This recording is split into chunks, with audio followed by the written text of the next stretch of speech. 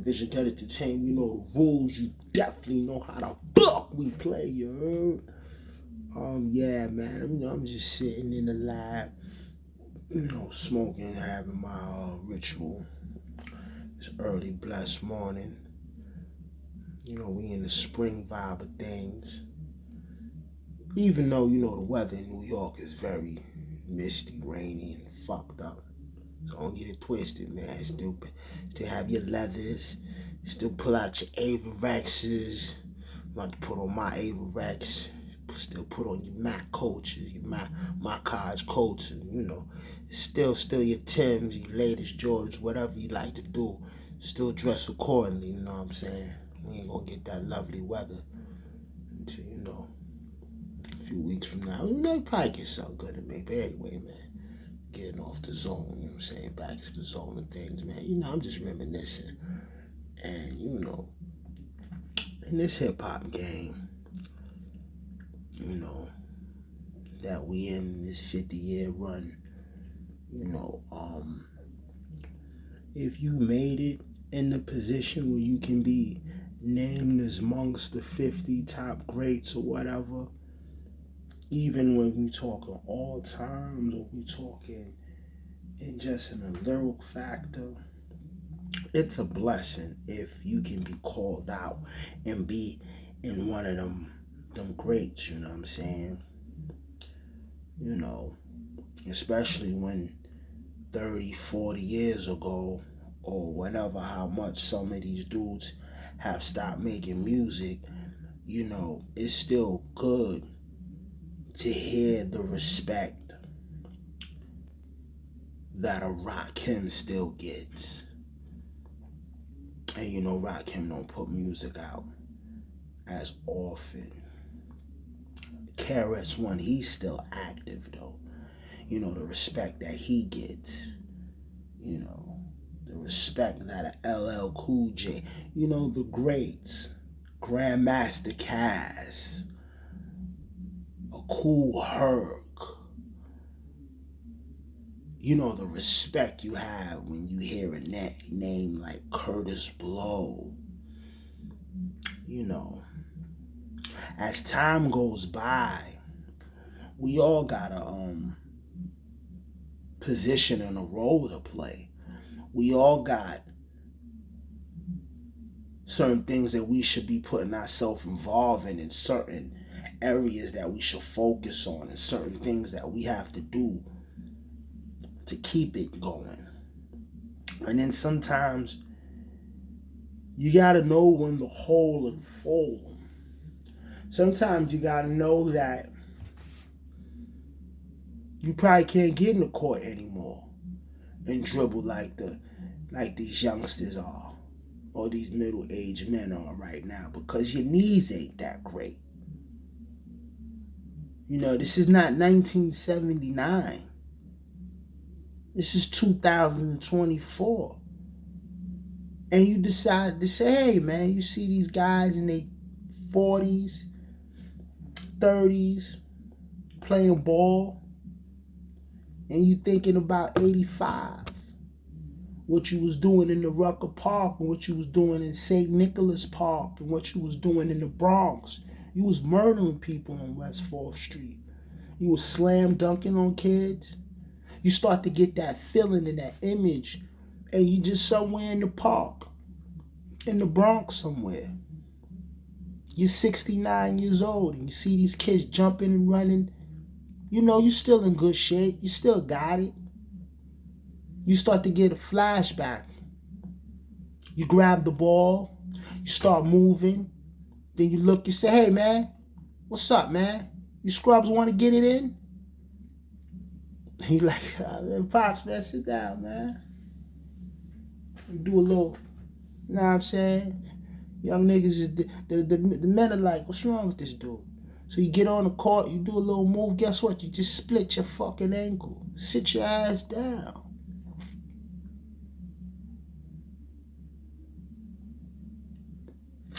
When you become great at something and you lay a culture and a foundation down, you start to, feel You know what you did 20, 50 years ago is relevant to now. I hate to hear people like, you might be coming involved in a situation where you're hustling, man. You got a nice young lady with you, and you trying to just enjoy your environment and get to the paper. You got some old head in your ear telling you about what he was doing when Hunts Point was active. You're looking at this nigga like, oh, Hunts Point. This nigga, this was early 2000s. What the fuck is wrong with this nigga? And he's just all in your ear, and you trying to get to what you doing. You don't even know this fucking guy, man. And you got people, you got the greats, the greats. You got the Grand Poobahs, the Just Ice. We got all the greats, man. And I love the dudes that know how to play their part. They know how to play their position. They know how to conduct themselves in a great business manner. They know how to just relax, get money, do shows. Greats like Melly Mel. I remember when Melly Mel said a statement like this. You could easily beat Eminem in a battle. Easy. It would be the easiest thing I ever did.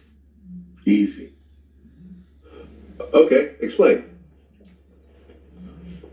Because at the end of the day, mechanically, technically, he's a great rapper. But I'm the greatest. I know how to write it. When I put it down, it's gonna stay down. It would be the easiest thing I ever did. Easy. See, when people bring that up, just say you can't beat Eminem. Just say that.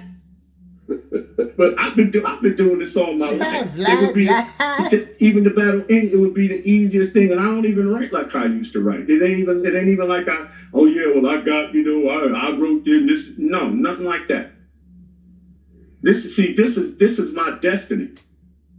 Everybody else that's out there rapping, y'all trying to do something that I already did 40 years ago. 40 years ago. And like I said, it would be the easiest thing I ever did. Easy. Mainly because everybody out there gonna say, no, that's impossible. He can't. No, you can't. You can't it's just like with all either. the 50 great MC thing. If you think it's 50 great MCs, you're not one of them. If you can count 50 guys, it ain't even 50 great niggas. How it's gonna be 50 great MCs? Great. I felt that line. That changed territory. I felt it's not there. It's just 50 guys that can rap, and the 50 guys are guys that made records. So that's not of all times. That's when records came out.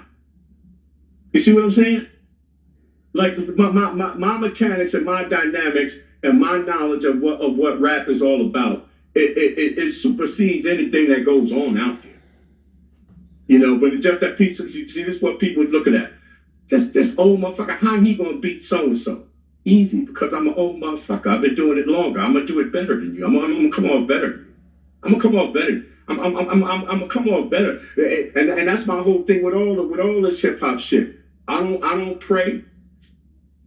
But the one thing that I did pray, just stand me up next to these guys. Then you're gonna see who they are. Then you're gonna see who they ain't. You're gonna see who they not. And I ain't even gonna have to say a rhyme. Just stand me there. Then you're gonna see a legend compared to who you think a legend is. Then you're gonna see a true legend. And all I gotta do is stand there. All you gotta do is stand there. Like I said, my mechanics and my knowledge of hip hop, my delivery, whatever I'm gonna bring to the table is top notch. They don't make them like me no more when it come down to being an MC. Even when they say what a great MC is, they never even put in crowd response. So you're gonna have a great MC, but he got a hype man. He can't hype the crowd up himself. He need a hype man to hype the crowd up. But they don't put that in the equation. You see what I'm saying? And these are the people that's supposed to be the expert. And it's 50 great MCs. 50? Come on. It might be 4 if you're talking about true greatness. Maybe. Okay, who are the four? Me and whoever else you want to put behind him. As a matter of fact, don't even put me in that equation. I'm somewhere else, and then you could start with whoever you want to start. You heard what the man said, right? This is the great Melly Mel. Broken glass everywhere. The great Melly Mel. We love you, Melly Mel. About a year, maybe two, or say, roughly a year. His interview's 3 years old, so it's not like it's 10, 12 years old, but at least about, I want to say, about maybe a year ago, maybe 2 years ago. I don't know. I could be bugging, right? But, let me see. Oh, shit. Maybe I'm not bugging. Yeah, it wasn't even a year. It was a year ago, but it was like last summer. It's great. It's great that I got this information. You heard what this man said. You know his history. 50-something years in the game. He said he battled KRS-One. People said he lied. I mean, KRS said he battled him. Melly Mel said he lied. You seen the hot shit he's talking. Somehow, some way, I guess a comment or interview or somebody pissed Melly Mel off where he thought, going at Eminem, that he got it. And this is what you came with. And remember what we just heard you fucking say. This is what you delivered. This is what your technical style, you rhyming like this, you're on top of the list, me and whoever, and then you said this to the people. It's the one. No apologies. This ain't a disclaimer. I'm the king of legend, the first Hall of Famer. Making diss tracks, I know you with that. Now everybody get ready for the kickback. Why you hurt? Why you mad? Now you look bad. Like a roach just crawled out of your book bag. In a packed class, you lack class. Go to bed with no supper, cause you gotta suffer the backlash. The top 5 is cap. You the piss that's on the floor in the elevator of rap. Why you ducking on the game when you shit on my name? Why they put Pee Wee Herman in the Hall of Fame? I would give you a pound, but I break your hand. I got the lawyer so white, he will take your land. Yo, check your man, come and look at your friend, cause I think that Eminem is popping pills again. We call him Bill Clinton or either Bill Gates. What pill did homie take to make him hate the great? Think you are, but you ain't. Still you made a mistake. Hit a 1, 2, 3, 4, 5, 6, 7, 8.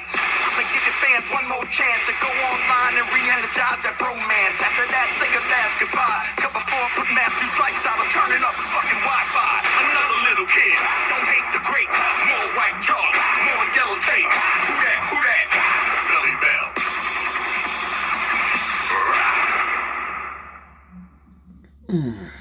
That was cringy. That was very, that was, like I'm about to tear. My eyes, cause, ooh boy, that was, do you know what's great about that song? The greatness of that song, what makes the song so great and powerful, that it's short. That's what's so good about it. It's when it cuts off, because when you're listening to it, it's like mentally you're dying. And then it's like, it feels like you're having like you're having a bad out-of-body experience, like you're shitting in front of yourself, in front of like 30 girls, pretty ones that's naked, and they want you, and you're shitting on yourself. That's what your mind feels like listening to it. Then when it stops, it feels like the pain and the relief of suffering just left your soul. That's what the record brings. And this is what you said. This is... Sometimes you gotta know when to sit your old ass down, man, and just play your part. When they call you to do a show, do a show. When they call you for a background feature, do that. Guest appearance, do that. But that rapping shit and trying to speak in high regards of just gotta sometimes sit your ass down. Got a Vision Good Entertainment, you know the rules. You definitely know how the fuck we play.